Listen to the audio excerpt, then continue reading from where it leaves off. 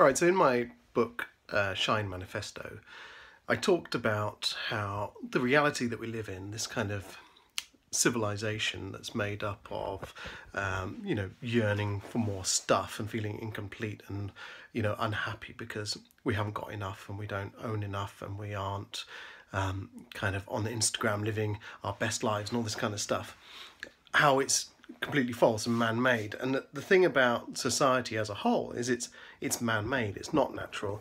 Monday to Friday are human inventions, so are the months, so is the clock. The seasons don't actually exist, spring, summer, autumn, winter.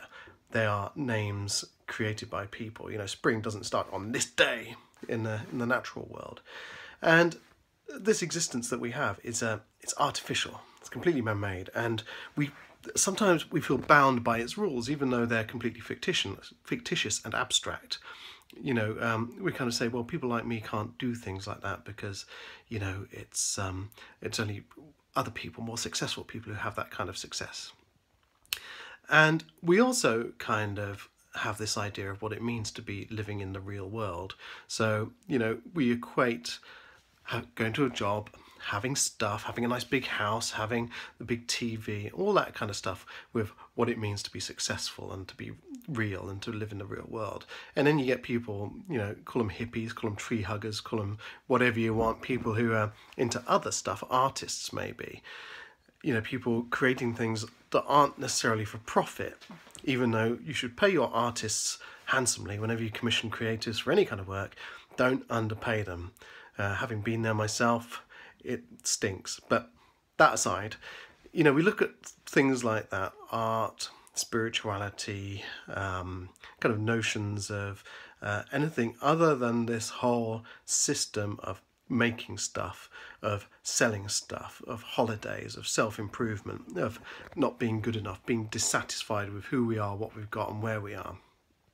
Anything other than that, we see it as not living in the real world. But then this COVID-19 thing comes along, and suddenly the so-called real world reveals its fragility. And we suddenly realise that actually all this artifice that we've made up, because the real world is man-made, it's not real, it's not natural, it's artificial, it's just a man-made system that has grown up over thousands of years, and we've all bought into it, right? But it's a very fine veneer over our natural state of being. So all this idea of you're not living in reality is because you can't actually see the real world, because this veneer of society is built on top of it.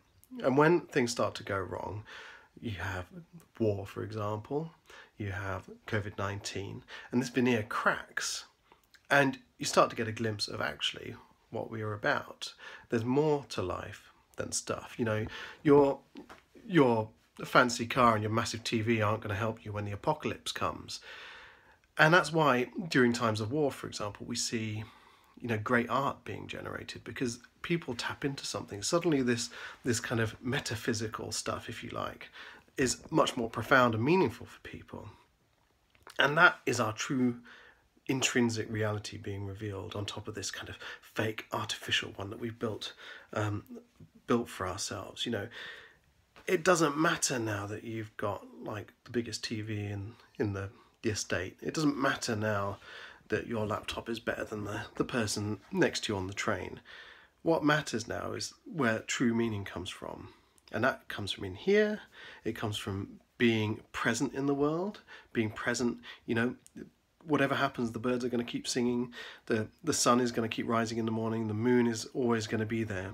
And we can tap into that, and suddenly it reveals itself as being hugely important and significant, much more important than your mortgage, much more important than your bank account, your printer cartridges, your whether or not you're going to get the new model car, you're going to stick with your old one. All of these things, they're just adornments to this superficial surface world. And right now, I don't care who's winning Love Island, I don't care who is the best, got the best new song out on the radio. I don't care about any of this stuff. I don't care that my neighbour's car is better than my car. What I care about is that right now I can live and I can breathe the air and I can look out of the window, and that is where real meaning lies. Not in all this artifice, Real meaning lies in being here, right now, present, and really feeling what it is to be. And seeing as we're on lockdown anyway, we've got a great opportunity to do this now. I know, like me, a lot of people are working from home, but let's just get connected to what it means to just be.